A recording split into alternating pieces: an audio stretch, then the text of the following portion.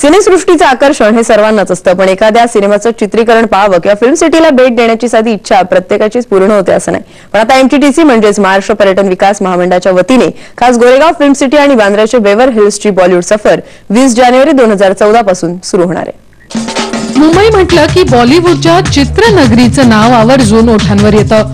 मुंबईतील चित्रनगरी ही मुंबईतील अनेक आकर्षणांपैकी एक आहे। मुंबईत आलेल्या प्रत्येकालाच आपल्या आवडत्या तारकांना पाहायला मिळावं, सिनेमाचं चित्रीकरण पाहायला मिळावं अशी इच्छा असते।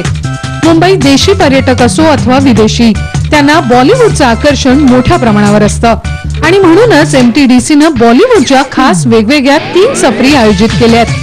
ही जी टूर आहे ही टुरिस्ट म्हणजे टुरिझम डेव्हलपमेंटच्या दृष्टीने आणि टुरिस्ट ओरिएंटेड असणार आहे की बऱ्याच वेळेला मुंबईमध्ये येणाऱ्या प्रत्येक पर्यटकाला एक माहिती हवी असते की फिल्म सिटी म्हणजे काय, आणि बऱ्याच लोकांना फिल्म सिटीचं जास्त आकर्षण असतं मुंबईमध्ये येण्यामध्ये देखील, की पर्यटक जो येतो तो मुंबईच्या गेटवे ऑफ इंडियाबरोबरच फिल्म सिटी बघण्यासाठी त्याला उत्सुकता असते।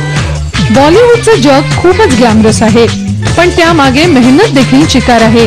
या सफरीच्या माध्यमातून लोकांना ही मेहनत दिसेल आणि समजेल अशी खात्री गोरेगावच्या दादासाहेब फाळके चित्रनगरीच्या अधिकाऱ्यांतर्फे व्यक्त करण्यात येते।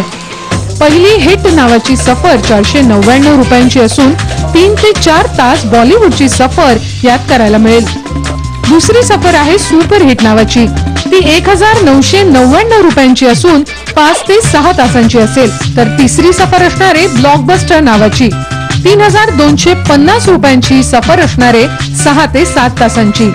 आतापर्यंत फिल्म सिटीच्या क्षेत्रामध्ये सर्वसामान्यांना प्रवेश हा नव्हता आणि त्याची एक ज्याला आपण सिस्टमॅटिक सुविधा म्हणता येईल ती नव्हती, ती आता निर्माण होणार आहे। पर्यटनाच्या दृष्टीने योग्य अशी मुंबईत अनेक शक्तीस्थळं आहेत, त्यातीलच एक म्हणजे बॉलिवूड। बॉलिवूडचं आकर्षण महाराष्ट्राला चांगला महसूल मिळवून देऊ शकतो असं मत एमटीडीसी तर्फे व्यक्त करण्यात येत आहे। आता या सफरींमुळे बॉलिवूड बद्दलचं कुतूहल आणि आकर्षण काही अंशी तरी शमेल यात शंका नाही।